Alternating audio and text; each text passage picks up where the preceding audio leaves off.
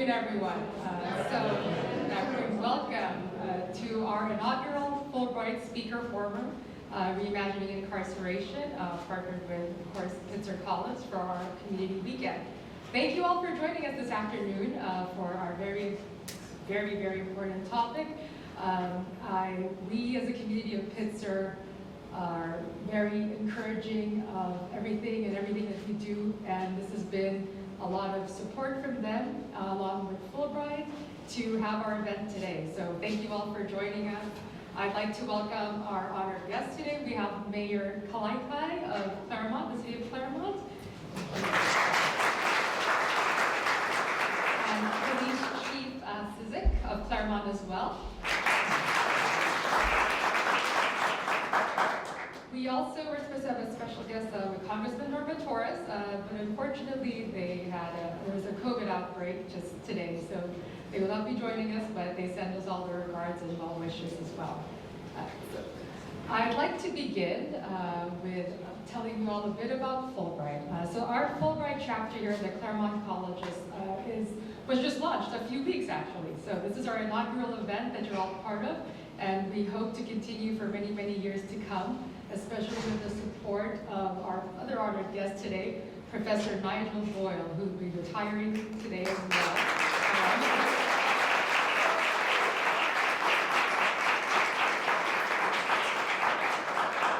So Professor Boyle is actually the inspiration for our talk as well today, with all the work that he's done with Fulbright and with our Inside Out program. The Fulbright and the Claremont Consortium are all top producing colleges. We produced the top 10 in Fulbrights for the last more than 20 years. And I was a Fulbright myself, and I'm an alumni of Pitzer in 2004. So it's a lot of community and a lot of community involvement, which we would like to see out of the forum today as well to discuss this important topic we're here for. I'd like to get the event going as well, so I'll begin to introduce our speakers, and if you could come along to the table, that'd be wonderful. Thank you.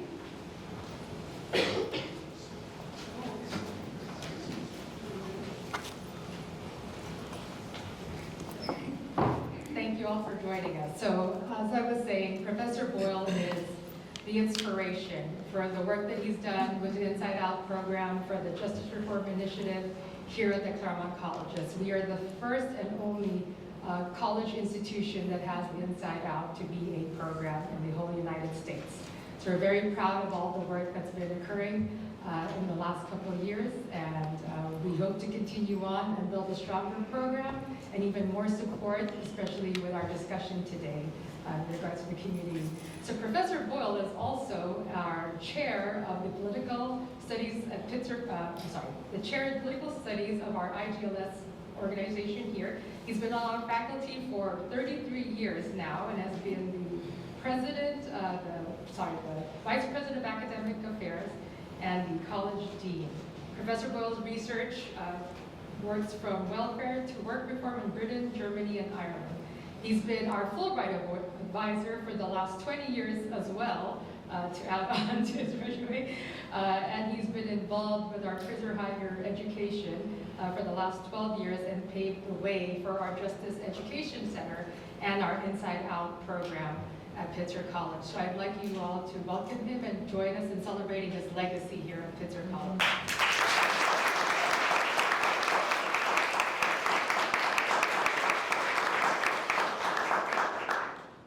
Lieutenant Banks is joining us here as well. Lieutenant Banks I'd like to first of all give thanks to him and his team for the service in the recent fires in Malibu, our California fires.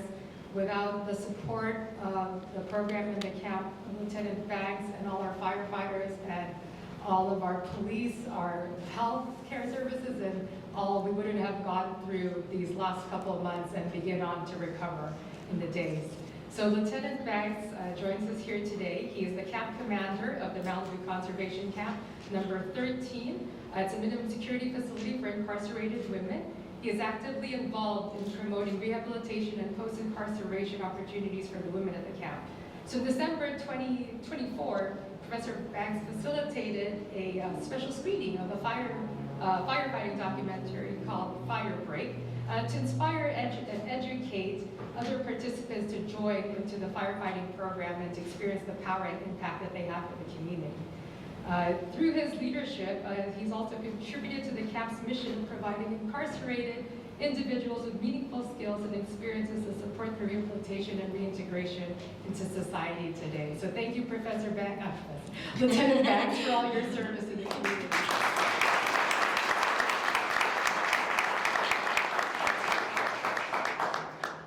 Joining us as well today is our esteemed speaker, Professor Daniel Pascoe, whose academic and professional accomplishments span multiple continents and fields of legal scholarship.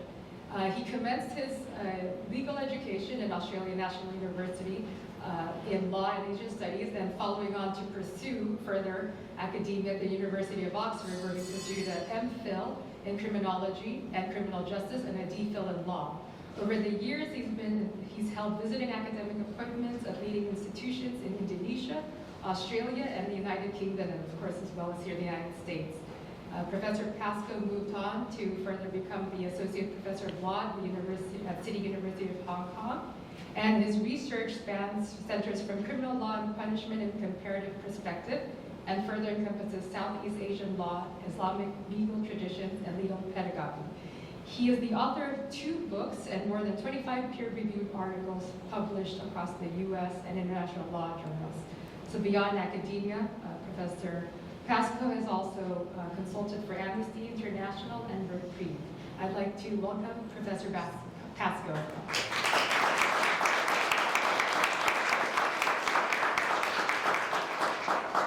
And I'd like to welcome Professor Kubrin, a leading voice in criminal justice reform. Professor Kubrin is part of the Criminology Law and Society at UC Irvine, and a respected member of several networks focused on justice, equity, and public policy. Her research zeroes in on how criminal justice reform impacts crime rates, and she shared her insights at the national level, including testimony before Congress and the Little Hoover Commission. Professor Kubrin's work is widely recognized in both academic and public circles, with features in the New York Times, CNN, Scientific American, and awards from the American Society of Criminology and Western Societies of Criminology. So I'd like to welcome Professor Kubrin.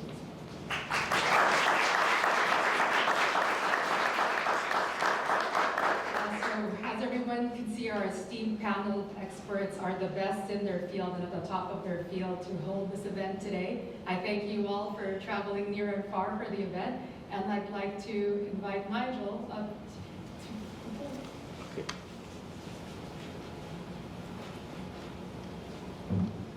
Thanks, Edel. Oops.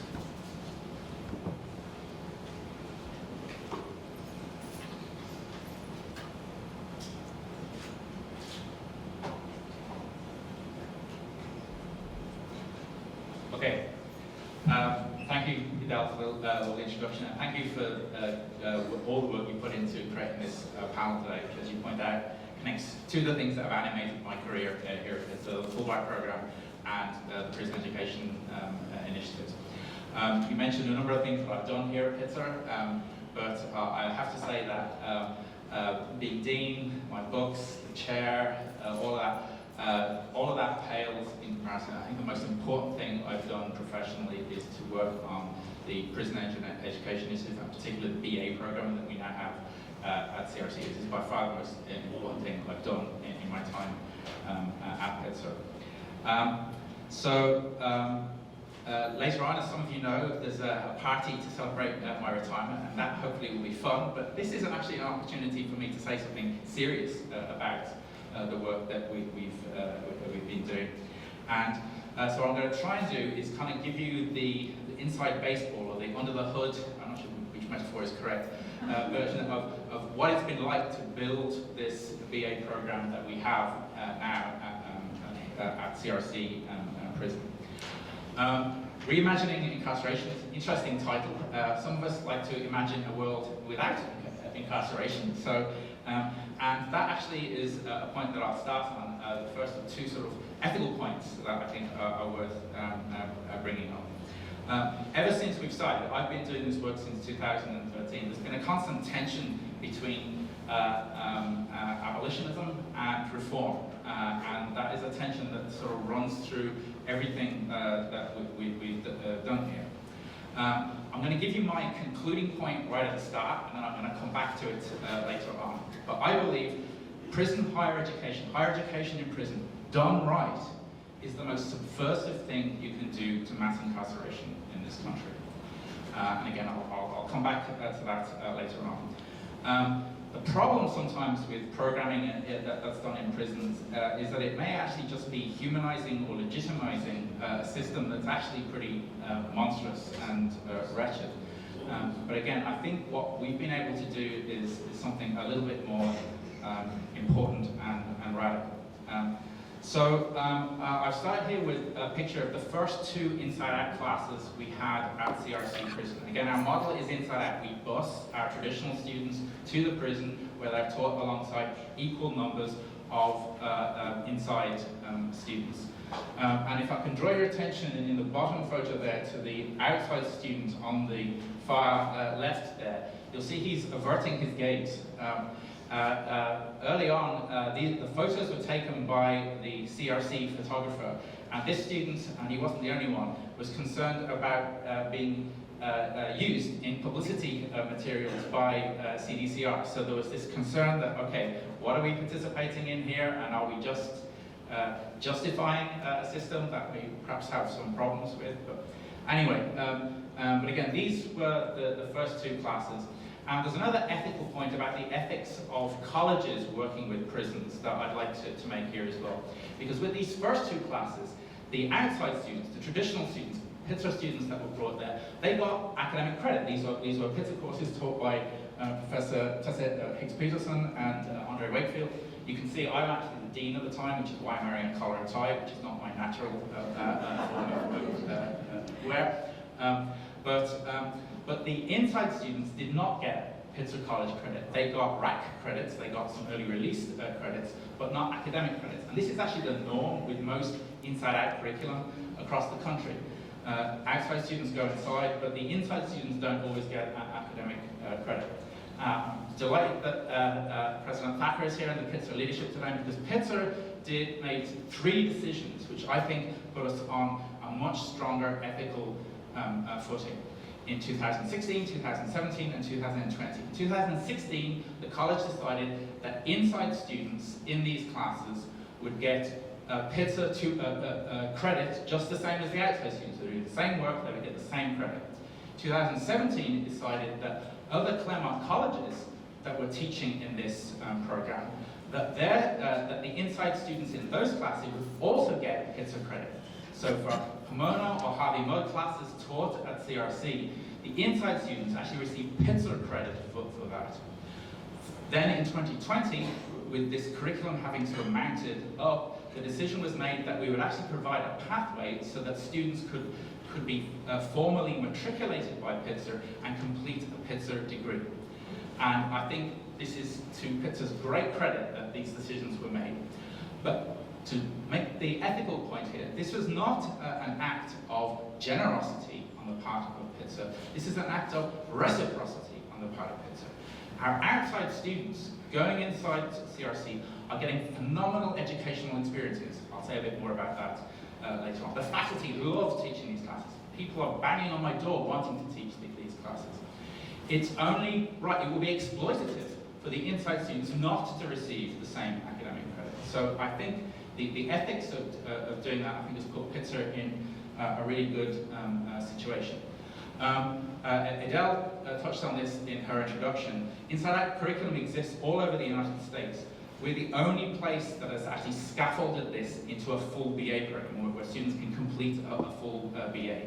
University of Georgetown and, interestingly, the University of Milan in Italy have something a little bit similar, but they're the only 2 places where a degree completion based on this sort of curriculum, this sort of pedagogy is possible. Okay, turning to pedagogy here. There's a particular pedagogy for inside-out classes. All instructors who teach this have to go through a 1-week training, most of it led by formerly incarcerated people, and we've got some of the trainers like Kenny Butler in the room here. This is really excellent, strong training for the students.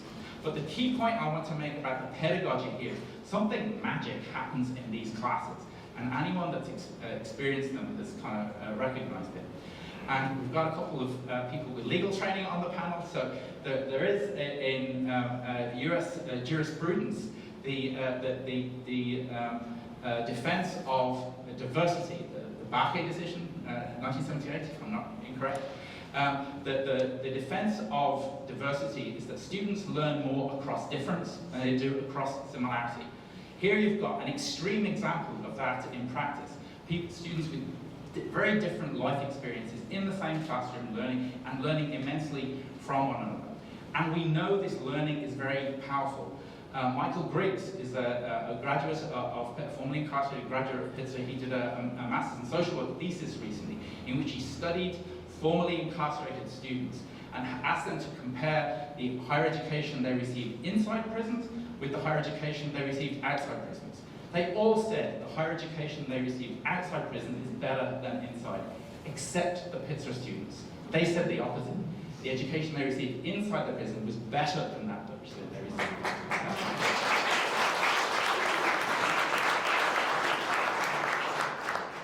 That's in a thesis. I wanted to publish it because it's a great point. And you can ask any faculty member here in Claremont, and we've had now almost 100 classes taught this way, so there's a huge number, there's a huge end here. They will all tell you, the same class taught at CRC as an inside-out class is much better than that class taught in Claremont. There's some pretty damn good education going on here at the Claremont colleges, some pretty good professors, but they will say what's happening inside the prison is better than what's happening in Claremont. Again, the quality here, the magic is especially important. And this is kind of the value added that sort of fuels the entire project. So again, these classes, as our current Pitzer students here, they will tell you these are the hardest classes in Claremont to get into. There's huge demand. We could quintuple the number of classes and still probably not meet that demand. But again, it's been a very popular course. The word is out about the quality of the education that happens in these classes. In 2020, we matriculated our first cohort of students as full Pitzer students to complete a degree. Remarkably, we did it in the middle of COVID, and ironically, COVID actually allowed us to accelerate this. What happened is we had a particularly helpful warden at CRC, Cynthia Tampkins, who pretty much bullied CDCR, and I'm all for bullying headquarters, by the way, into allowing us to have full use of Zoom and full use of a learning management system. So we were the only place in the country that was allowed to do this. So we had the chat rooms, the whole thing. We were allowed to launch this program in the midst of COVID, and you see some of what was going on there. On the screen you have Yusuf Pierce and Freddie Cisneros. They were our first two graduates, the first two students to complete the degree. We've got another member of the first cohort at the back of the room, Kenny Butler. And the success of this first cohort was absolutely crucial, because this was initially a pilot program. These students were guinea pigs. We were trying this. It was crucially important that this first cohort succeeded, and it did. 100% graduation on time. But more than that, the accomplishments of this first cohort has really fueled the continuation of the program. Kenny Butler there, who's the guy filming me with the bald head there, that man won a Napier Fellowship and a Fulbright Fellowship and all sorts of other accolades.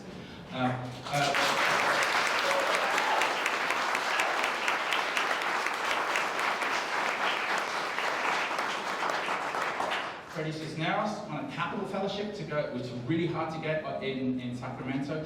Reggie Bullock, another one of the first cohort, won a Capital Fellowship to go to Sacramento as well. There's actually a less happy side to this, which is a Fulbright story. Yusuf Pierce there and Reggie Bullock both applied for a Fulbright, were approved right to the final stage, and were vetoed by the Fulbright board. We had lots of conversations with the IAE about that, and were told that things would be different the second year. They applied for a second year, and the same thing happened. the Fulbright board, all Biden appointees, by the way, twice vetoed our students because of their family record. So that's perhaps a conversation for another day. The larger point I want to make here is that the success of this first cohort really helped legitimize this sort of education. No one could doubt the quality of the students that were being produced by it, and that's what has fueled the growth of this program. So at various points, students finish and then they parole out. When they do parole out, we always have parties to sort of celebrate them coming home. So here's Kenny, here's a number of the first cohort students coming home. We have nice big celebrations for them. Then, okay, now let's get onto the hood here a little bit. This is my attempt in a schematic to explain the stakeholder complexity of working of developing a program like this. This started out as a Venn diagram with 3 circles, and then that couldn't, so it ended up with this weird Olympic thing. But here's Pitzer in the center. We have to deal with CDCR in Sacramento and with CRC prison. And they're not one and the same. We may have allies and enemies in either or both places, so there's that level of collaboration that needs to take place. We also need to work, although Pitzer was giving tuition free to our inside students, we had to get foundation funding to support some of the direct costs of this program. Early on, we got a crucially important little grant from the Rappaport Foundation. The 2 big grants, $1 million grants, came from the Mellon Foundation. We also had very significant support from Dan Gordon, whom some of you know, Gordon Philanthropies. So there's fundraising here. This Mellon grant was actually a Claremont Consortium grant. So Pitzer was the lead college, but the other colleges were involved in that. So we actually organizationally have this weird sort of Siamese twin arrangements. The Justice Education Center, as it now is an all Claremont consortial entity. Our senior director, whom I'll speak about in a little while, is here as well. But then the BA program is a Pitzer program. So it's a Pitzer BA program that's connected to this 5C Inside Out program and the 5C Justice Education Center. We're also working with other colleges.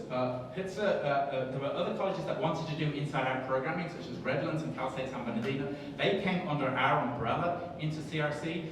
CRC has, CDCR has clamped down on this more recently, so we're less able to do that. More recently, UC Riverside has become the second UC after UC Irvine to start a BA program as well. So they are the CRC prison in Norco then as the first prison to have 2 coexisting BA programs.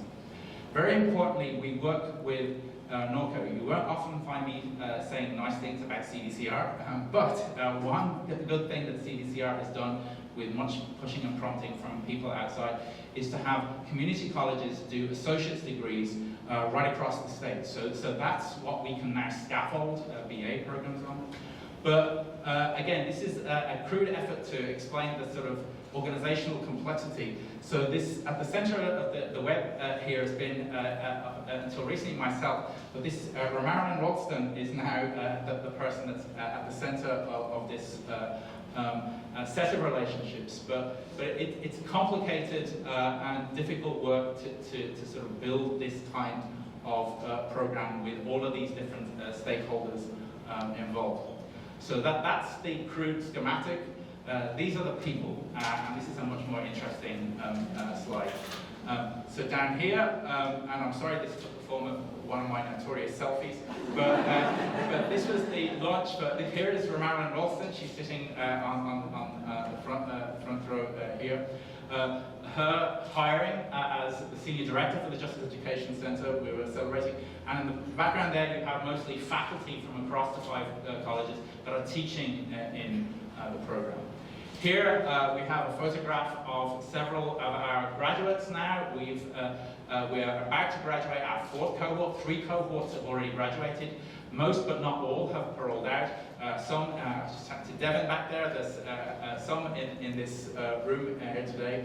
And I'm going to come back to this image at the end with my concluding point about the role that these students and others like them are going to play. But Devon, can you stand up there at the back? This was the homecoming celebration we had for Devon.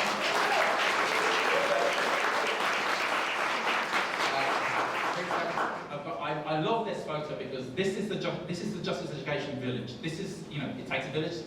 These are the administrators. Strom is here. We've got administrators, Alan Amoto, the dean. Marilyn Ralston is here. We've got outside students. We've got inside. Graduates in this program. But this is the people that are sort of mobilized to build this kind of programming. So, and we have lots of celebratory things at graduation time. I'll say a bit more about graduations in just a second. We've also formed the first ever, as far as I know, prison hiking club. I guess there's firefighters for me into that. But every time somebody rolls out, we go hiking on these mountains and look down on this valley, which is known to some as Prison Valley. It looks a lot better from the top of Mount Ontario than it does from behind wire down here. But with outside students also participating in these. But this is my last slide here now, and this is just to sort of tell you where we are at this point. So this was last year. On May 17th, I think 12 of our graduates will walk at the commencement on Commencement Plaza out there. We also have inside graduations for students who have yet to roll out. This was the one we had last year. We've got another one coming up on June 17th. I particularly like this photo because we've got several of the graduates, obviously, in their Pitzer beautiful orange and white. Here's Devon on the inside.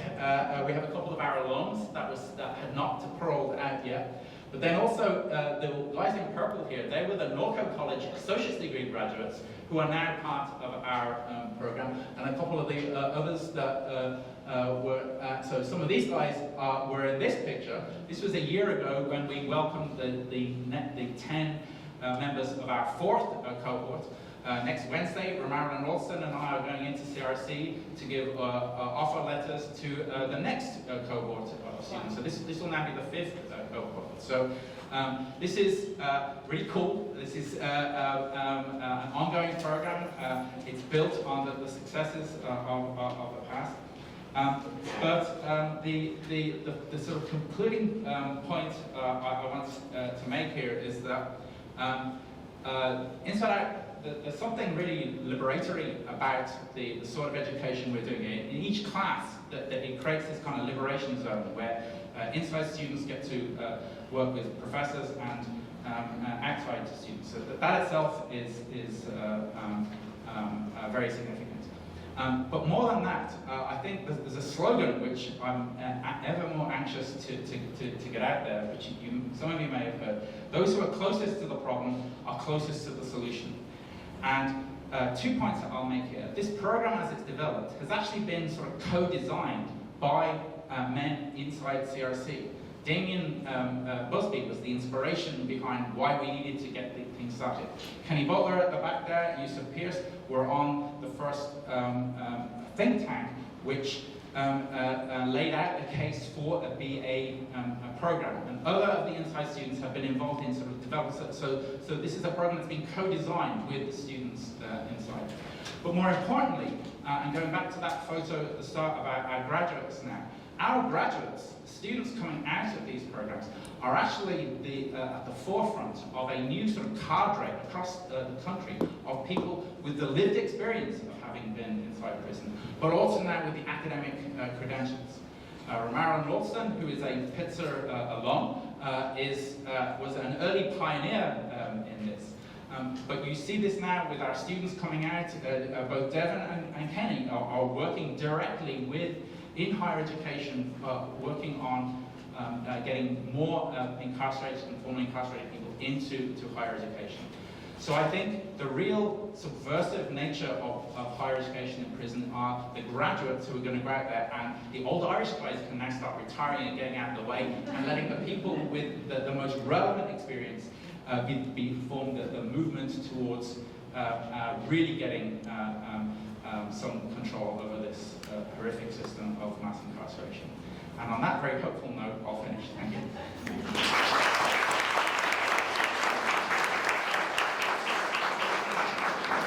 Thank you, Professor Boyle, for your insight and enthusiasm for our program. I just wanted to backtrack a bit, because from how much of a community Pitzer is, I forgot to actually recognize President Strom Thacker, who's also a Fulbright alumni to Mexico. Members of our office is here as well today, joining us. So I'd like to welcome now a board member of Fulbright, our treasurer, Kenneth Butler, who will just say a few words of how much our integration is with our Inside Out program and Fulbright. Kenny?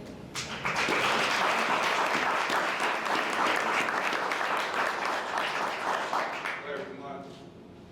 So I did my Fulbright in Uganda in 2022. I actually went there and broke my leg and had to come back to the U.S. to heal up. And 9 months later, I went back to complete the program, the research I was doing. I was researching recidivism rate in Uganda, which has, on paper, one of the lowest recidivism rates in the world, like 4th lowest. But in reality, it was something else when I got on the ground, but I'm gonna leave that alone. So I started my journey in the Inside Out program just by luck. You know, I was in prison. I had been there for 13 years. I was just trying to break up the daily, the monotony of prison, the daily monotony of prison. I was just trying to break it up. And I stepped into this class, signed up for a class, and I ended up meeting Barbara Janisby, Professor Janisby back here. And she saw something in me that I didn't see in myself. She actually recommended me for the think tank. One day I get inducted to get called into this space, not really knowing what was going on, and I found out I was a member of a think tank. And, the rest was just history, pretty much. I met Charis first, and I met Nigel. Nigel came in there with so much energy, and it was crazy. I saw him on Zoom one time. He actually shocked me about how tall he was. I saw him in person, just been my experience of seeing guys, white guys, excuse my language or anything offensive, but they're all short than me. No one's actually my height. I have to count myself. But Nigel, he shocked me with that. But overall, what being in this program has done for me, it exposed me to a culture and the people that I would never cross paths with in society. It also helped develop in me some soft skills and communication skills that I would never have. Just last year, I would stutter and stammer and sweat. It's probably going to come out now, but just being a part of this program has opened up some things in me that I didn't know exist. And I never thought I would be in Uganda anyway. I've never left the country until that time. My first time ever, I've been across to Tijuana, in my partying days as a youth, but that's another thing. But this program has just inspired me to do, to be great, to be the best person that I can be in these spaces. And so that's what I got out. I'm getting a little emotional, but it's been, it's changed my life. I don't know where my life would have been if I hadn't been involved in this program. I grew up in a low-income community in Watts, gang affiliated most of my life, and I just never saw anything like this in my journey. I just didn't see it coming. But Nigel saw it, and this guy pushed me. He didn't take a lot, I was in on the ride. And I specifically remember telling Nigel, man, use me any way you see fit to promote this program. And so in that space, I have become like a cultural ambassador for this community, for the formerly incarcerated community, showing that we all have a desire to be great, to do greatness, if given the opportunity. And that's what this program has represented for me, an opportunity to be the man that I was meant to be. And, I'm just grateful for it. And I don't really know what else to say, but this also has led me to being the treasurer of the Fulbright Association, something I never was ever a board member. That was never in my wheelhouse. And that's one of Nigel's master plan. He's like Dr. Frankenstein. He put together, sort of like a mad scientist, I refer to him as. And I'm just grateful to be a part of it. And I don't think Inside Out would have had as much of an impact without Nigel being involved, just to be honest with you. And I'm kind of worried about where it's going to go after he retires. And so I'm pouring out President Strong here. I know we're really gonna do great, not saying that, but we gonna need some institutional support for this program. And I think that's real important. And I'll end it with that. If there's anything else, please, I'm an open book. Nigel has my contact. Thank you all for this opportunity.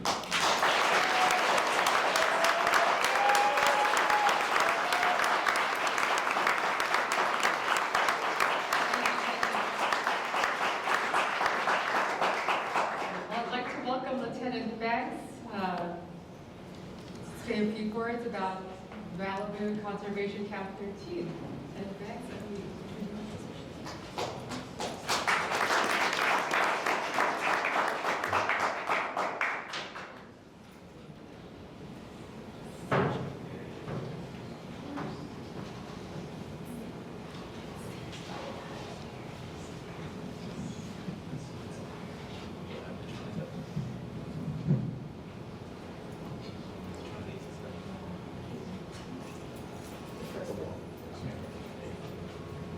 How you guys doing? My name is Lieutenant Anthony Banks. I'm the camp commander at Malibu Conservation Camp number 13. I have one of the only 2 female camps in California. Give you a little background about myself. I started in 2010 as a correctional officer at CCI, Correctional Institution, California Correctional Institution, Tehachapi. I was there for 5 years, worked a lot of spots. Most of the spots I worked the shoot, like Denzel said, shoot program. So I worked there for 5 years. I then transferred to the California Institution for Women. I was there for 2 years, totally different working with women. I went from working in the shoot program with the guys, hardcore criminal, one of 3 in the state, Tehachapi shoot program, and just using my verbal judo, as we say, having to deal with incarcerated women is a totally different game than working with men. Men, you go in, you tell them, hey, you need to do this, you need to do that, no problem. Women, you get a little, you know what I'm saying? Who said the day room has to be closed,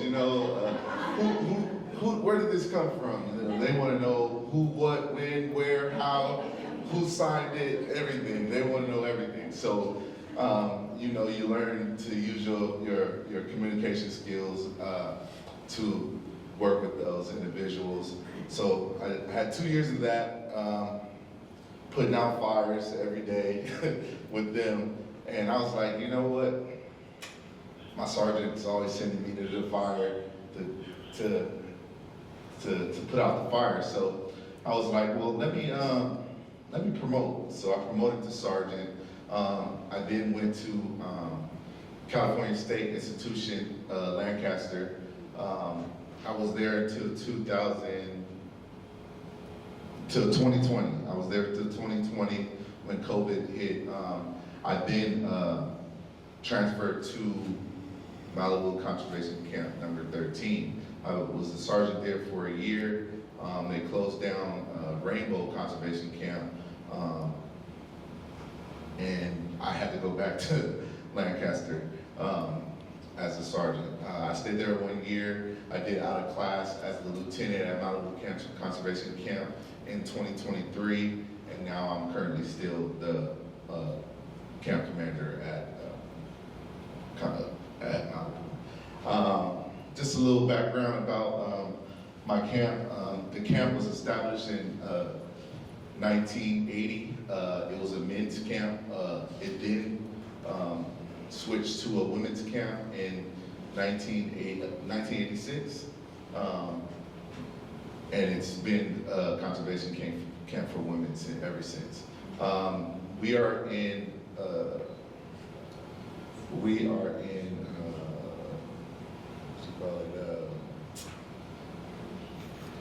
By the way, I'm not a good public speaker. I don't do this all the time. I can tell you ins and outs about being a camp commander, but you know, this is live speaking, so you know, we're live, so there's gonna be some mistakes being made, you know. So they work alongside LA County. The other female camp, they work with CAL FIRE. CAL FIRE is one of the largest fire departments in the state. But we're with LA County. They're the best trained, I feel. And I'm gonna go into a little video so you can it'll show you the ins and outs of what my campers, what they go through and how they go through that. So I'm gonna start the video and we'll go from there.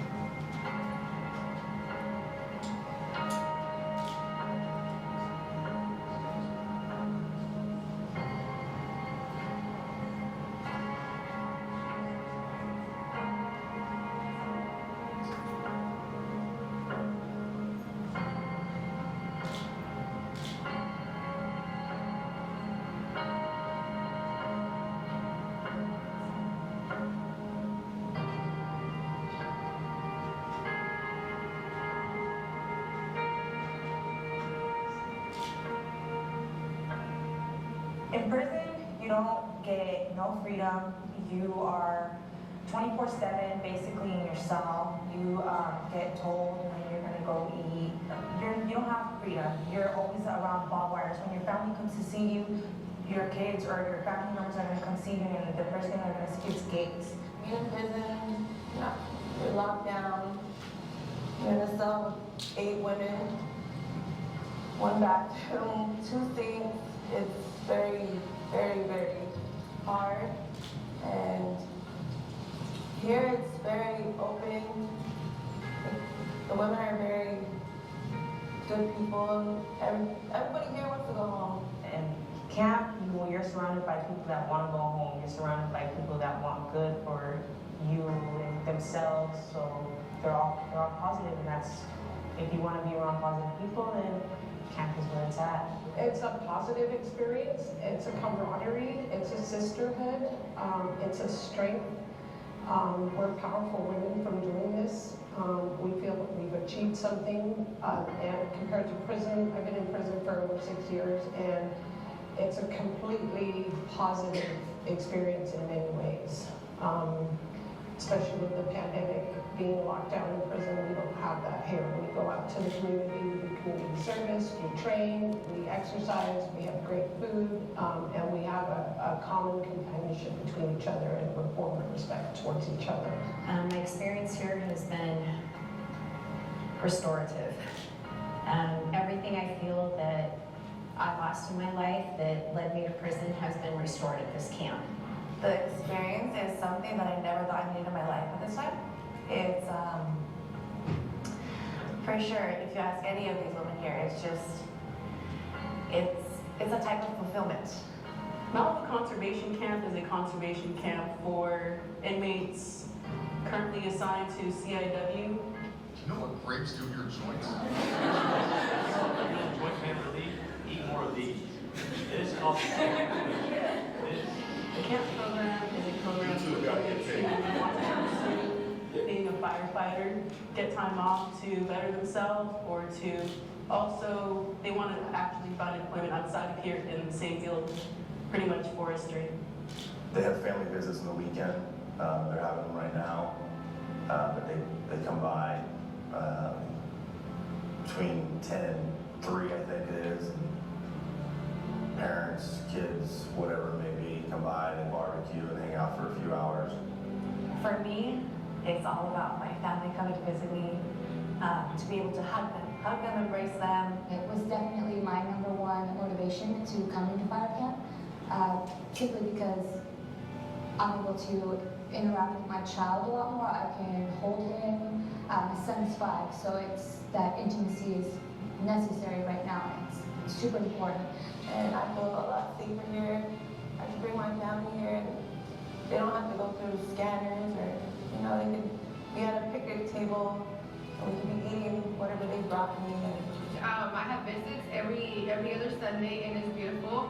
Recently, my son, he's an 8-year-old, he just drew the whole camp with me and him at the bleachers, the window where the staff are at, and then the fire station, and it's very encouraging, And it's a way better atmosphere. We don't get treated like inmates here. We actually get treated like real people and firefighters. It's different, it's great. But for them, good food, better than the institution, more freedom, being outside, the day-to-day life, cruising around, to different job sites, doing different things they've never done before. And then a lot of them, see when they do go on fire, draft drills, they light up, and there's this camaraderie between them. It's all we do here is just we laugh, we have fun, there's never no drama all day long. We just always have a good attitude whenever there's something that comes up. We talk it out like adults. The vibe with these women, like I said in the beginning, I never know I needed them. I look forward to keeping in touch with them and seeing how they do when they get out. We always help each other. It's just such a family kind of feeling. Well, it is a family feeling. Being a crew, being a team, looking out for each other, listening to each other, just being there. Because, some of these women don't have that at CIW. And that's, when you get here, it's just, it's welcoming. It's crazy to say that, but it's welcoming. So everyone has their different story about, how they got here, how they got, sorry.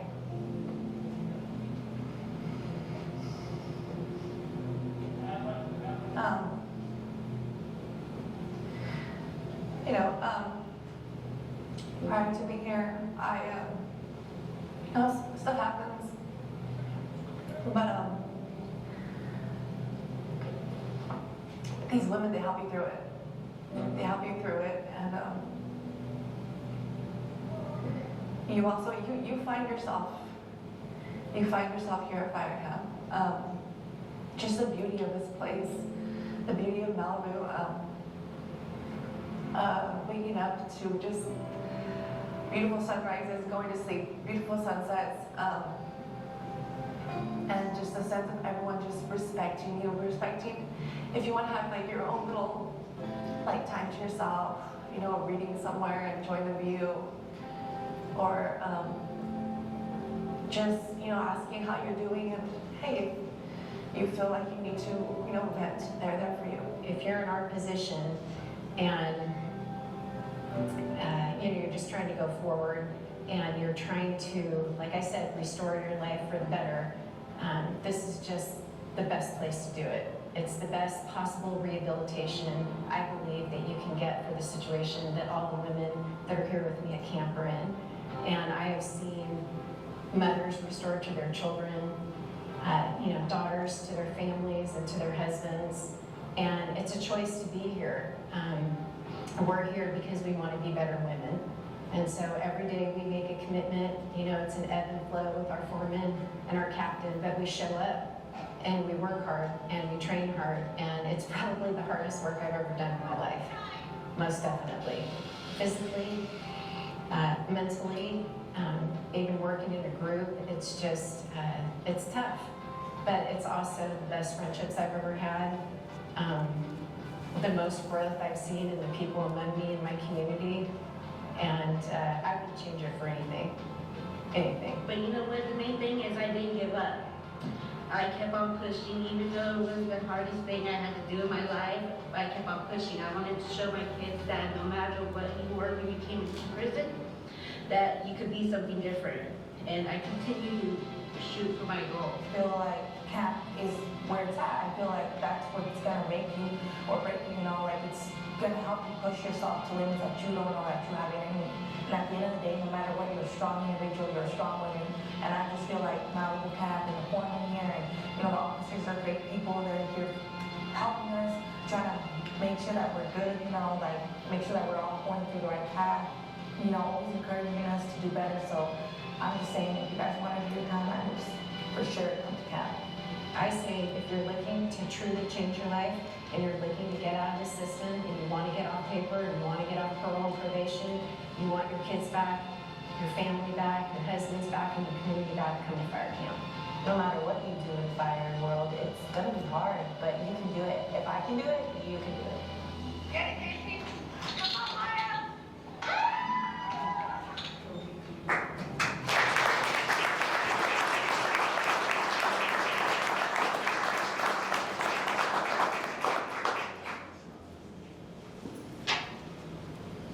So the reason why I showed that is because that's a perfect example of rehabilitation. I know that CDCR way back when they put the R on the Department of Corrections, I think this is a perfect example of what they meant when they talked about rehabilitation.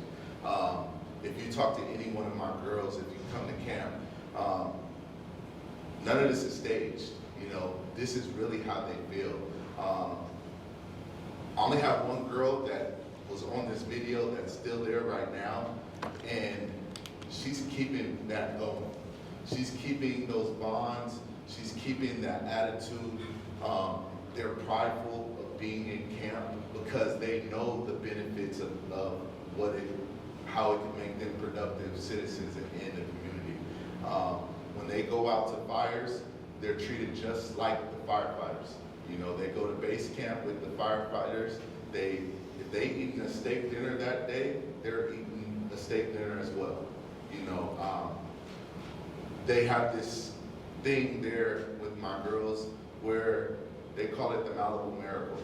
A lot of them come broken, not knowing what direction they want to go in, and they change, they evolve. They become better women, better parents. They want to pursue that career path once they parole. A lot of them are signing up for different programs such as FFRP and JCOT with the LACTC, which help them get jobs with the U.S. Forestry Service and CAL FIRE. But most of all, and I know they would want me to tell you guys this, that a lot of stuff that they do is unseen, especially with the Palisades fires. They were the first ones on scene, because we were right there in Malibu. I saw film TV clips. Oh yeah? Yes. Uh-huh. And they featured some of the work they were doing. Right. So with that being said, a lot of clips were of the guys who went to the Eden fires and the Rose Bowls and all that. Because they're female firefighters, they don't get to be with the guys. So the John Legends and everybody who came to visit, the Jelly Rolls and all that, they came and got to see the guys, but they didn't get to see the girls. So it's like I said, they don't complain about it, but I just wanted to put it out to you guys. They work just as hard as the men, sometimes even better. LA County has this run called the Bear Run that all LA County camps participate in, and it's a hike to I think it's 3.4 miles, something like that. I don't quote me on it, but it's rigorous. And one of my girls, she's in the video. She was the top hiker. She broke the guy's record and everything. They're just amazing. Their spirits, amazing. If you came and met them, you would automatically be gravitated towards them. like I said, I can't say nothing bad about CDCR, what they're doing with the camp program, and also with the governor, also giving them expungements. If you come to fire camp and you parole from camp, you have the opportunity to have your record expunged. That's very big for them, because if they want to pursue a job in firefighting, or they want to pursue a job in nursing or something like that, they could with legal help, they could get those records expunged. So that's just something that I want to bring to light to you guys, and it was an honor to be selected onto this panel, and thank you guys for listening to what I have to say.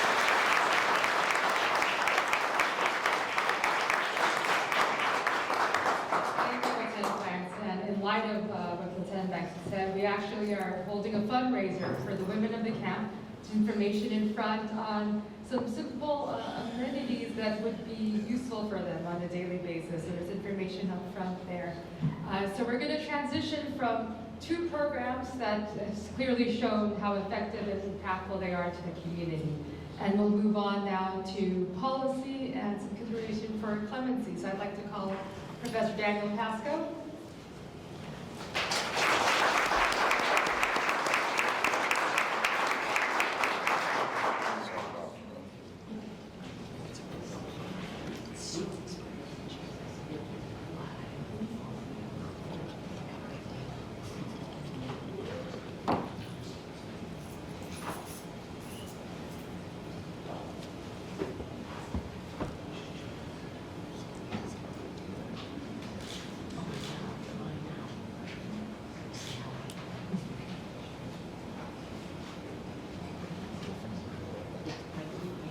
Okay, good afternoon, everyone. It's a real privilege to be here and to contribute to this discussion on incarceration reform. Nigel, Kenny, Anthony, that was really wonderful, and I wish that we could start similar programs in Hong Kong like that where I live.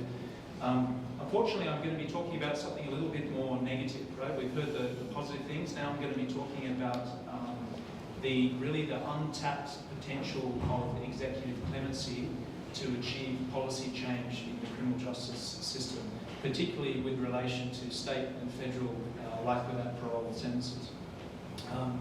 Obviously, I come at these issues from a slightly different perspective because, as you can hear in my voice, I'm not from the US. Why does that matter though? Well, sometimes it's only when we step outside of our own national context that we can tell what criminal justice practices are usual or normal and what criminal justice practices are exceptional or abnormal, I suppose, on a global scale. And you might not know that some countries don't have life without parole sentences at all, let alone the death penalty. But all countries, or nearly all countries, except a very small handful, use executive clemency in some way, shape or form. So I'm going to be talking about the intersection of executive clemency with life without parole.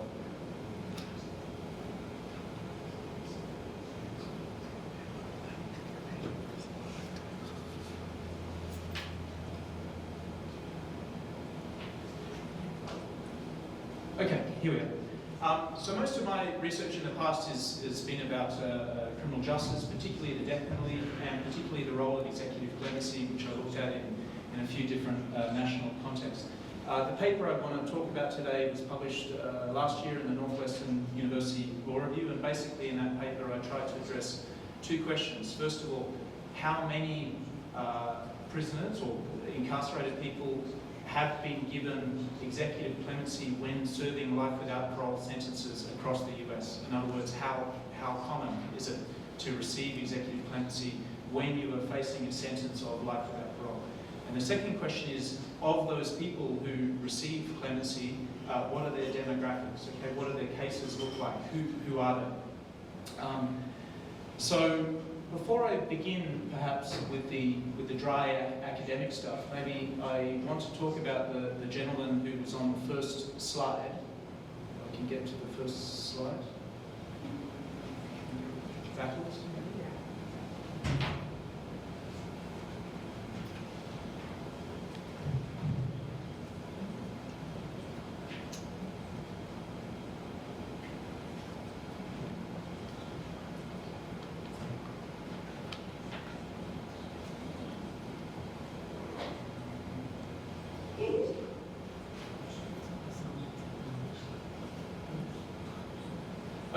So, just behind the title. No, we'll just leave it. Okay, so this is Maurice Beacom, and Maurice Beacom died in 2016, aged 98, after being released on parole from Louisiana State Penitentiary. And I mentioned his case in some depth in the article.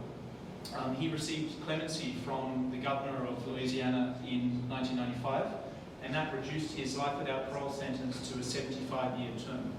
So that made him eligible for parole halfway through. So he actually served 37 and a half years in the Louisiana State Penitentiary, and then he was released on parole in 1996.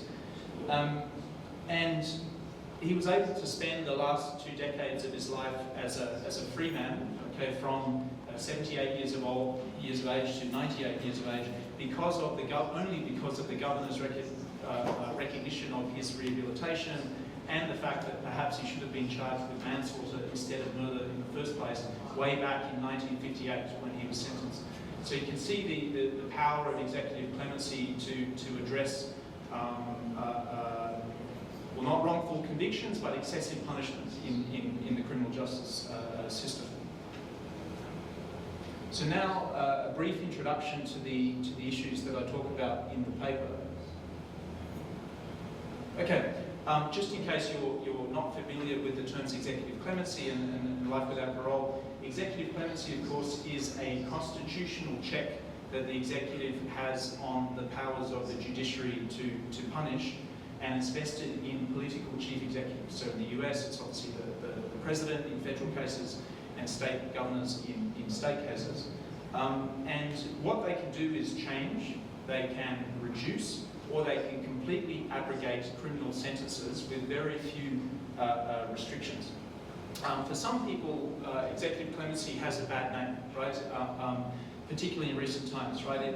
Some people believe that executive clemency is a kind of outdated affront to the rule of law in a democratic society. But as I'll move on to explain, and as you can see with the case of Maurice Beacom, it serves very noble purposes, okay? Purposes like to reduce civil unrest, to rectify wrongful convictions, to reduce excessive punishments, and to recognise rehabilitation since arrest, and clearly we see that in Beacom's case. Life without parole, on the other hand, as the name suggests, should be a sentence, right, that promises that the individual sentenced to that sentence will die in prison, that they will never get out. And life without parole is available as a punishment in 49 of the 50 US states, as well as the federal jurisdiction and the military jurisdiction. And as you probably know, the absolute numbers of persons serving life without parole sentences have really skyrocketed in the recent decades because of tough on crime politics in the 70s, 80s and 90s. But not just that reason, also because a lot of state legislatures felt that they needed a sufficiently punitive replacement when they abolished the death penalty. So those are the main 2 reasons why we see life without parole sentences rising over the last couple of decades. Typically it's murder, so first degree, second degree murder, felony murder that are subject to life without parole sentences. But since the 1980s we also see LWOP, as I'll call it, imposed for other types of crimes. Okay, so armed robbery, rape, first-time drug offences, and even for habitual offender statutes, namely California's 3 strikes law, okay, can or used to lead to life without parole. To give you some sense of the figures, in 2024 there were more than 55,000 persons serving life without parole sentences in the US, and more than 5,000 in California alone. If you look at that in global perspective, I mentioned that some countries don't have life without parole at all. And if we just take the US total, it's about 40% of the global total. And imagine the percentage of the population that the US has compared with 40% of the world's LWOP prisons. I did mention that on its face, right, life without parole means that the prisoner dies in prison. However, that's not really procedurally accurate. There are various means that individuals sentenced to life without parole can hope for release one day. And these methods include compassionate release. So compassionate release would be a statute whereby prisoners who are very old or very sick can be released towards just at the end of their lives. You could have retrospective abolition of life without parole by state legislatures. You could have second look statutes, which are statutes like you have in California, which enable resentencing, particularly for offenders who are very young at the time of their offence and who've served a long time in prison before their resentencing. Or you could have legislative amnesty. So there are, in fact, various procedural methods to give life without parole prisoners some hope. But the most important of these methods is executive clemency. Okay, there's lots of academic research on executive clemency in the death penalty context, but there's not so much academic research on executive clemency in the context of life in prison cases. I mentioned some of the literature that exists on the slide there, but most of this literature comes at the angle, comes at it from a sort of theoretical or an advocacy-based angle rather than an empirical angle. So that's what I tried to do. I tried to count, right, to see how often were people actually granted executive clemency and then released from life without parole sentences. A brief word about clemency in context. Okay, clemency needs to be seen in the context of its overall role in the sort of conveyor belt of criminal justice. Okay, so we start with arrest by a police officer, then we go to a decision by a prosecutor as to what charges to bring, then we go to the sentence by the judge, then we go to an appeal, and it's usually only after the appeals are finished that executive clemency comes into play. At the very back end of the process. So if too many people are going to prison, or when they go to prison they're spending too long in prison, usually it's because one of those decision points at some point in the conveyor belt is jammed up. Okay, so for instance, mandatory minimum sentences which constrain the discretion, the lenient discretion of judges, okay, or prosecutors who are trying to be tough on crime. Okay, so if one of the decision points is jammed up and the decision makers cannot exercise or do not want to exercise lenient discretion, the leniency gets pushed to the back end. And that's why executive clemency can play a particularly important role in policy change. Prominent US criminal justice scholars like Rachel Barkow or Mark Osler have argued that in this kind of system where legislatures or judges are stuck like this, okay, with mandatory minimum sentences, including mandatory minimum life without parole sentences, then it's prosecutorial discretion at the front end that could reduce mass incarceration, or it's executive clemency at the back end. So you can see the lenient discretion is pushed both front and back. So let me now go to my findings. And remember, there were two questions, right? The first question is, how many people receive clemency serving life without parole sentences? In other words, does LWOP really mean life? And the time frame, by the way, I used was January 1990 to January 2021. That's 30 years. And to put it simply, the answer is yes. Okay, LWOP does mean life, at least over that time period. So I have a sample of 11 different states. You can see the figures there, the number of commutations, the rate per year, and benchmarked against the life without parole prison population of the state. And some more states there and the federal jurisdiction at the bottom. You can see that within the sample of states, and actually it's only 11 states, but those 11 states account for more than 50% of the US's life without parole population. No state governor, except the ones in California, except the last two governors of California, granted more than one life without parole clemency grant per year on average, whereas we see the relevant populations of life without parole being in their hundreds, if not their thousands. So very, very few people are benefiting from this discretion.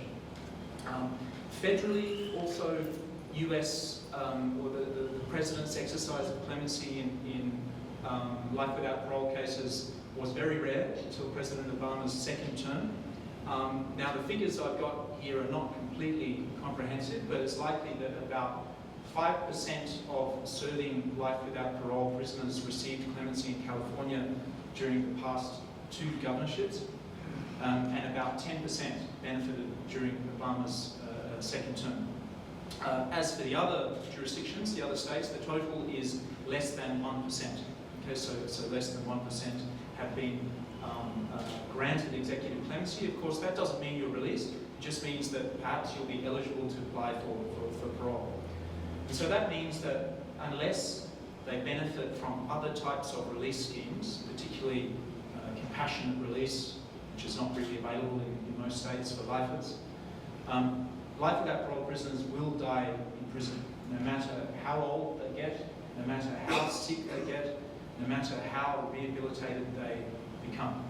So if you want to see a more compassionate system, which gives incarcerated people the right to hope for something in the future, to work towards the prospect of their release through rehabilitation programs, that is very bad news, unfortunately. Okay, my next question, right, is, despite the very small numbers, who receives executive clemency when they're serving life without parole? So I'll start with the federal jurisdiction. And remember, I'm only considering the data from 1990 onwards. So we did not see any life without parole clemency. I should add that in the federal jurisdiction, there is no parole for lifers, so there's only life without parole, not life with parole. We did not see any clemency granted by Presidents George Bush Sr. and Bill Clinton, and there was only one granted by George Bush Jr. And even get to Obama's clemency initiative, that didn't start until his second term. So we actually had 6 presidential terms with only one grant of executive clemency to lifers in the federal context. Then we had the Obama clemency initiative that started in his second term. President Obama ended up commuting the sentences of 395 life without parole prisoners, nearly all of whom had been convicted of drugs crimes. Here is a picture of President Obama with some of the beneficiaries of his acts of clemency. Now the main criteria that the Obama administration used through the federal pardon attorney was, would the crimes that these men and women committed have been sentenced to the same severity today as they were back then. This tended to benefit persons who had been sentenced to life without parole for crack cocaine manufacturing and trafficking and distribution in the 1980s and 1990s, when the legislation was much harsher than for powder cocaine crimes.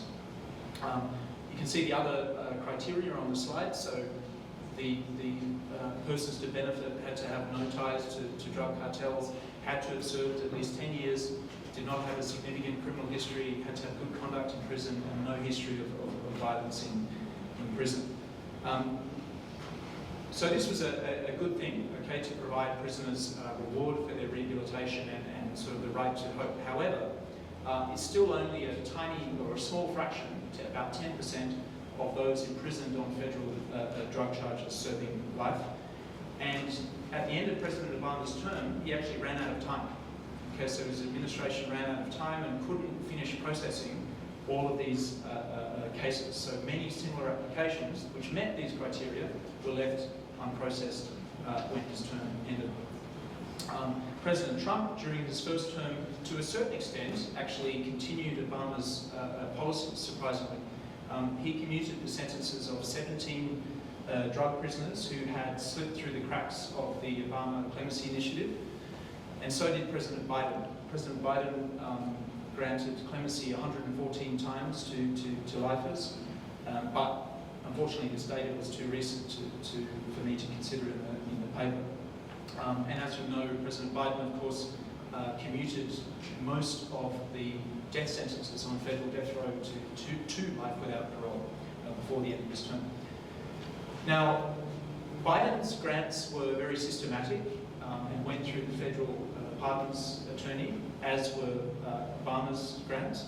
Trump's grants, his 17 grants to drug offenders, were more ad hoc, with the petitions that Trump considered actually reaching him more through personal or business or political connections rather than through the federal pardons attorney. Still, what we see in common among the most recent 3 presidents were a firm desire to undo, through executive clemency, some of the damage, the significant damage that had been caused by tough-on-crime sentencing policies implemented between the 1970s and the 1990s. So those are the federal trends. The state trends are a little bit more varied. Again, we often see clemency used by state governors to advance policy outcomes over a large number of cases, especially to undo mandatory minimum sentences for drug crimes or for habitual offender cases. Some of the other key trends are that far more women than men proportionally benefit from executive clemency if they're serving life. Women are 21% of the beneficiaries, whereas they're only 3% of the serving life population, LWOP population in state prisons.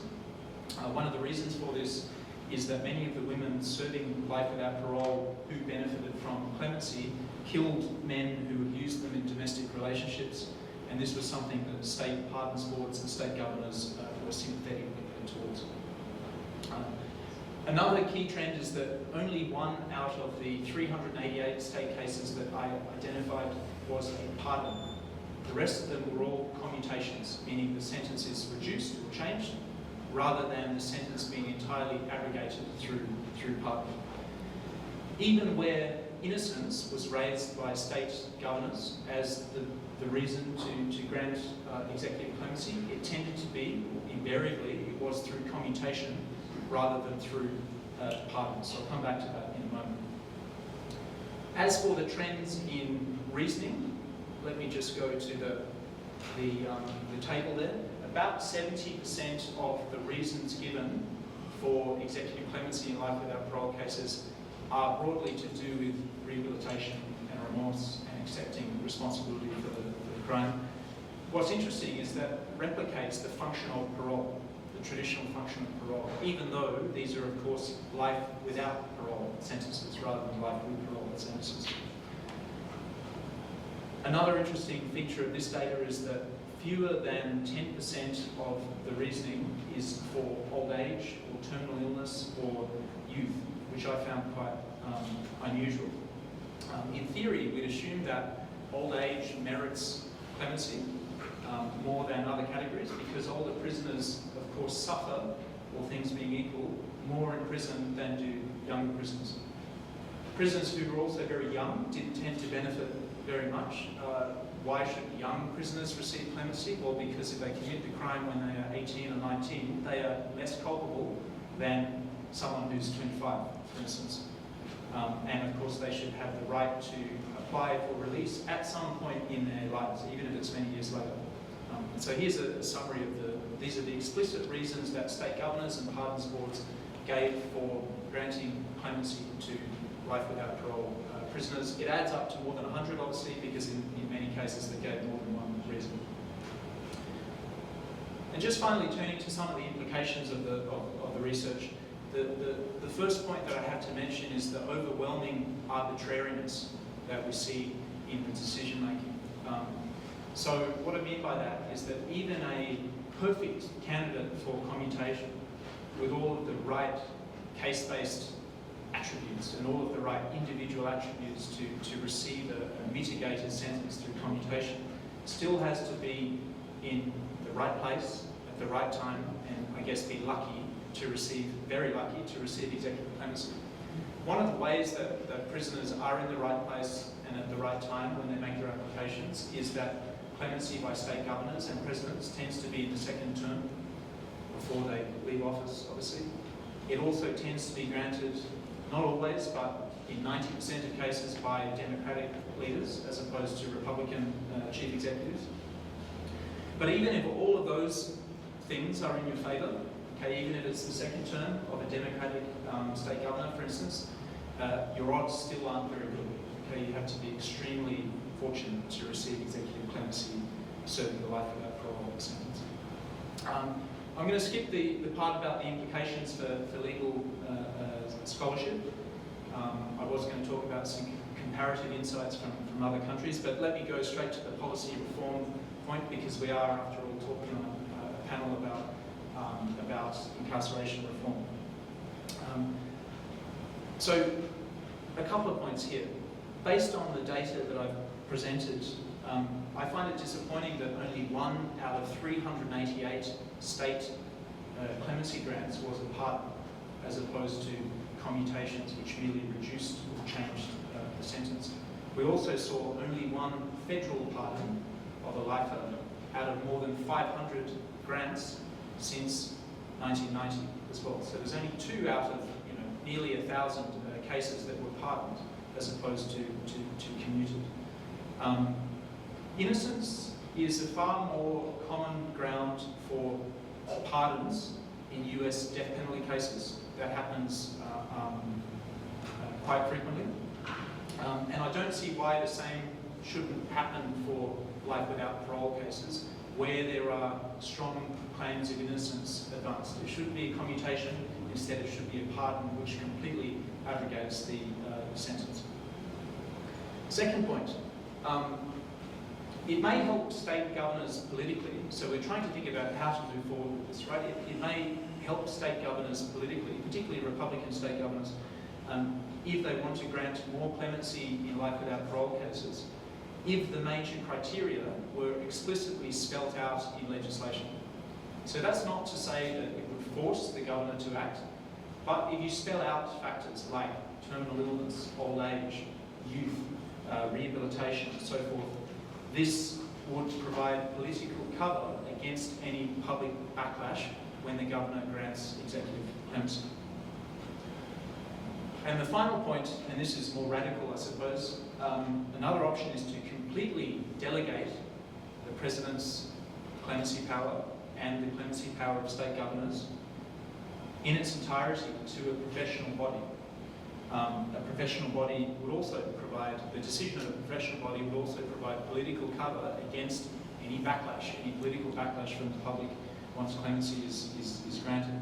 It would also ensure that executive clemency is granted for the right reasons, not for corrupt reasons, not for self-serving political reasons.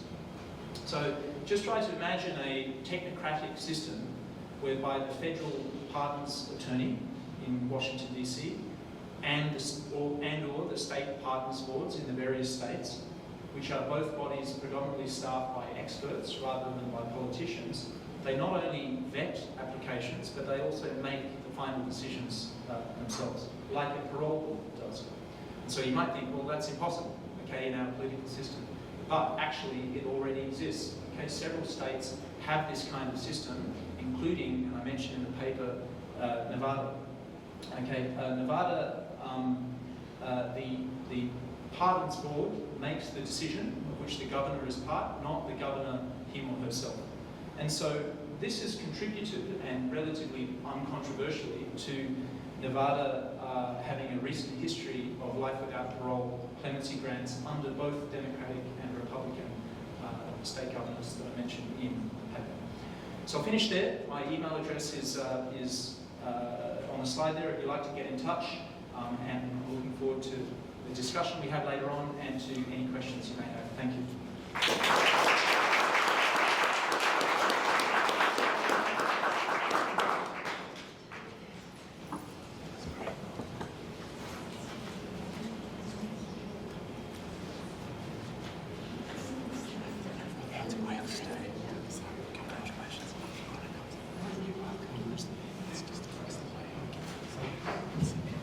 Okay.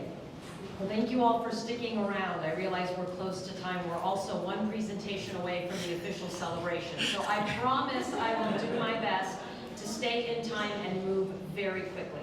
I really appreciate the opportunity to be here today to talk about criminal justice reform and its impact on public safety, specifically decarceration of our jails and prisons in California, and what impact that has on crime. And I'm going to do what Nigel did, is I'm going to tell you the answer, give you the foreshadowing of the sort of the key takeaway, and then I'll work my way up to there. So the title of my talk is, Can we downsize our prisons and jails without compromising public safety? And the short answer to that is yes, yes we can. And to explain how I arrived at that conclusion, let me just tell you a little bit about how I got there. We start from the beginning. So not too long ago, California was home to the nation's largest state prison system. This figure says it all. After decades of rapid growth, California's prison population in 2006 peaked at 173,000 individuals, despite the fact that its prisons were designed only to hold a maximum of 79,000 individuals. In 2011, the overcrowding was so bad that the Supreme Court stepped in a famous case, Brown v. Plata, and said you must reduce your prison population by 33,000 individuals in the next 2 years, go. And California very quickly passed a proposition, or a bill, AB 109, California's Public Safety Realignment. And what that did, and it was really the first legislation, of its kind, there we go. It realigns from the state to the local level, and local here we mean county, the lower level offenders in our state prisons, what were referred to as the triple nons, the non-serious, the non-sex, and non-violent offenders. We took those out of our state prisons, sent them to the counties. We gave counties lots of funding to figure out how they wanted to deal with the returning offenders that were coming to their county. They could put them in their local jails. They could put them on community supervision. They could do electronic monitoring. It was left up to the county. And each county, of which there are 58 in California, basically comprised a group of people in the area, figured out what was the best plan, and they implemented their policy. Now, realignment began in October of 2011, just when I was arriving here from Washington, D.C. I was previously a professor at George Washington University. And what was interesting about it is I knew nothing about realignment. I thought they were talking about car tires. I had no clue what was going on here. But I noticed very quickly the moral panic about this policy was very real. There were dire predictions that realignment was going to cause a crime wave and that recidivism rates or reoffending rates were going to skyrocket. And there were also a lot of concerns that AB 109 would lead to massive jail expansion at the local level and result in 58 mini platas. Again, Brown v. Plata being the case that led to AB 109. And I wondered, well, who is evaluating realignment? What kinds of assessments of this policy are we doing? I quickly learned, despite all of the concerns that people had, there was no state funding set aside to evaluate realignment's impact, no organization responsible for assessing its costs and benefits across the state, and this was occurring despite the fact that it was being called by criminologists the biggest criminal justice experiment ever conducted in America. And I thought, well, how can this be? And I decided that I was going to do something about this. And I ended up getting funding from the National Science Foundation and the Office of the President at UC to hold a workshop along with my colleague Dr. Carol Saron at UCI, where we invited the scholars doing the best work in this area. We identified 4 themes that we wanted to study, and each theme had a set of questions associated with it. Very temperamental, I noticed. There we go. So the first theme was the origins of the crisis, and we wanted to understand what were the historical roots of the crisis that led California to find itself before the Supreme Court in Brown v. Plata. Here's a picture of the overcrowding that is obviously part and parcel of that answer. I'm sorry, this is just very fussy. Gosh. Okay, theme 2 involved the diffusion and translation of law and policy reform. We wanted to know how the Brown v. Platter ruling and subsequent realignment legislation had been translated across the state. In other words, how did this vary county by county? Third, and my personal interest, was understanding realignment's impact on criminal justice in California, particularly crime rates and recidivism rates. And then finally, we were interested in the future of decarceration both in and outside of California. Like, for example, could we export California's experiment to other states that were also facing prison oversizing? And so basically, we had the researchers publish their do studies, and we published their studies in a special issue of the Annals of the American Academy of Political and Social Science. Carol Saron and I co-edited this. There's lots of important findings in this, but I just want to talk about the ones that are most relevant to crime, because that's really where the moral panic was. So a study done by Magnus Lofstrom and Stephen Raphael in 2016 wanted to analyze statewide crime trends pre and post realignment to see whether they went up, down, or stayed the same. So they examined that particular time frame there. And what they found, you can see the bottom line is violent crime, that's the dark line. You can see the vertical line representing the month before realignment went into effect. And you can see for violent crime, the trend stays roughly the same, apart for a little bit of monthly variation, meaning realignment had absolutely no impact on violent crime, as many people were claiming. If you look at property crime, which is the line above it, what you can see is that there's a slight trend upward post AB 109's implementation, suggesting that realignment did have some very small impact on property crime. And we found out that that was mainly for the crime of auto theft. So they also, we've got some important directions here. Maybe it's true.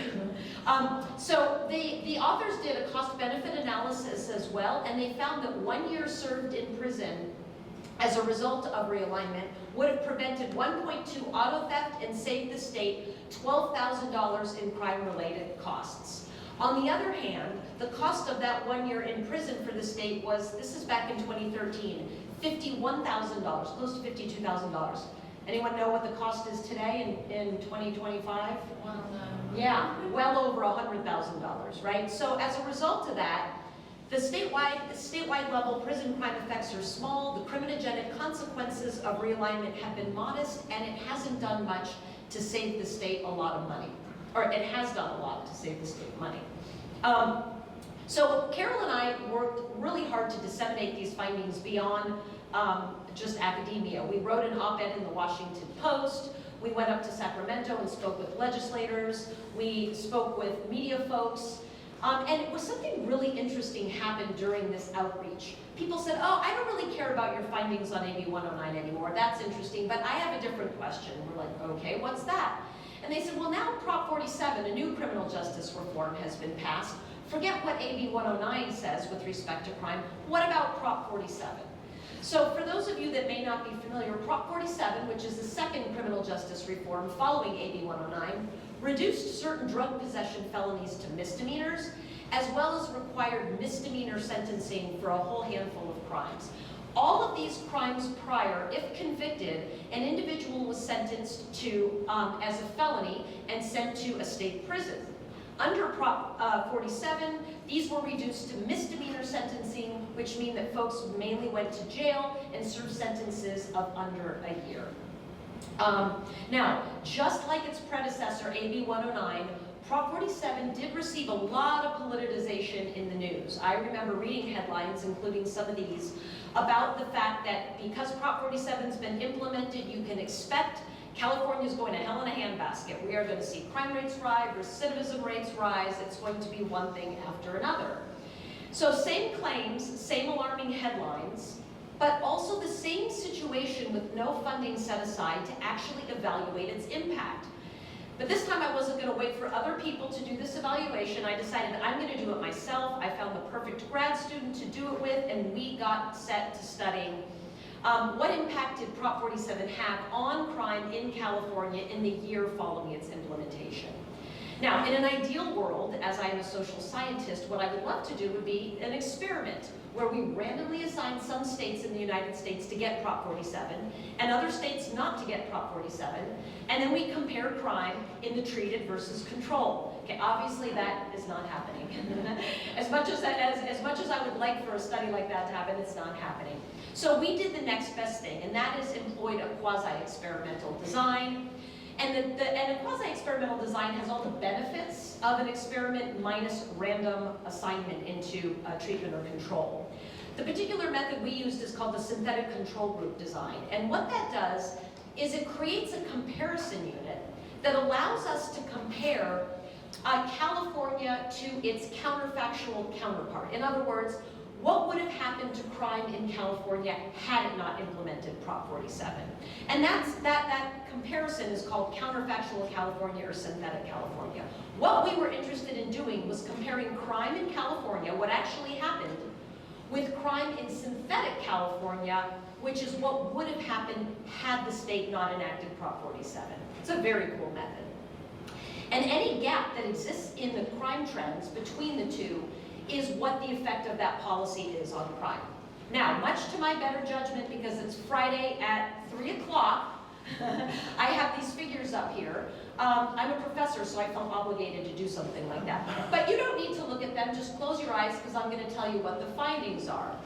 What we found was that for violent crimes, particularly homicide, aggravated assault, and robbery, there was absolutely no impact of Prop 47 on crime. In other words, if you look here at the two trend lines post the Prop 47 being implemented, they're practically on top of each other, the two crime trends. That suggests that the impact of Prop 47 on these crimes was null. There was no effect. Turns out for rape, enacting Prop 47 actually resulted in lower crime rates for this crime than if they had not enacted Prop 47. This is for the state as a whole.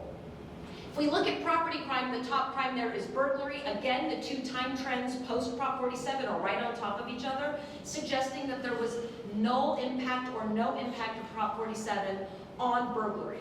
Now, for larceny and motor vehicle theft, we do see the trends diverge a bit, with crime rates in California slightly higher than their counterfactual counterparts, suggesting that in fact Prop 47 did have a minor impact on these crimes.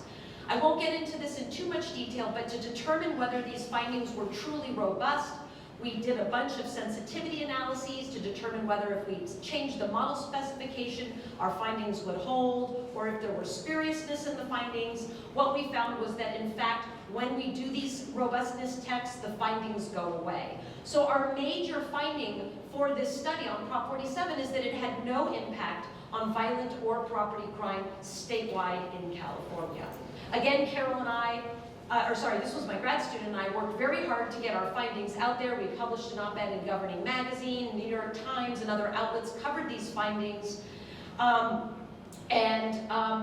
We did our best to kind of get them out there. Now, a year later, little did I know how things were going to change that were going to provide the ultimate experiment to understanding criminal justice reform. Does anyone know what happened a year later, or what could have happened that maybe was like the biggest experiment ever in this respect? COVID, exactly. The thing about COVID, and many people don't know this, is that during COVID, to slow the spread of the virus, there were a lot of individuals released from our prisons, but mainly our jails in California to slow the spread. This gives you a sense of how much releasing we did of individuals incarcerated in our jails in California. This shows you, starting in 2019 M1, that's month 1, through 2021 month 1, this shows you the statewide jail population in California. And you can see that it was humming along pretty steadily over time, and then a huge precipitous drop. That is what was going on in the wake of COVID-19 as jails all up and down the state started to release individuals from jail. And one of the things that was really interesting was they identified folks that were at the very end of their jail sentences or posed a very low risk, but this is a pretty significant drop. At the same time, violent crime rates in California were at their highest ever. Since 1960, homicide was at its highest rate ever. So we wanted to determine what the impact of pandemic jail decarceration had on violent crime in California's 58 counties. Again, I'm wrapping up, yep, using the synthetic control method. And we focused on jail, this really is just a minute more, focused on jail decarceration dosage. We identified those counties that released a lot of people, well over 35% of their jail populations, like San Francisco, Sonoma, those listed here. And we compared them to lower decarcerated counties. These are counties that only released a very small percentage of their population. And then again, we determined the gap between the highest dosage and the low dosage. Again, don't need to look at this, but what I want to tell you is that we found that for most of the counties, we found absolutely no impact. In other words, the effect was null. Those counties that decarcerated their jail populations at a very high rate had no impact relative to their low dosage counterparts. We found for some counties, and that's true, for example, for Contra Costa, San Diego, and Orange. For Sonoma, we do see that crime rates were a bit higher because of the release of jail populations from that high dosage county. But in San Francisco, that amount of jail decarceration actually reduced their violent crime. So it's a mixed bag of findings. We published those results and talked about them in a Scientific American op-ed.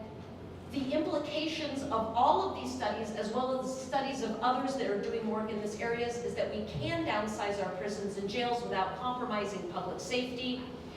Of course, there is still much politicized around these reforms and concerns about crime, and then we've recently rolled back a lot of these reforms in the last election, so how things will matter moving forward remains to be seen. I'll continue to do my research and do my best to get it out there to make sure research informs the discussion and policy making. So thank you.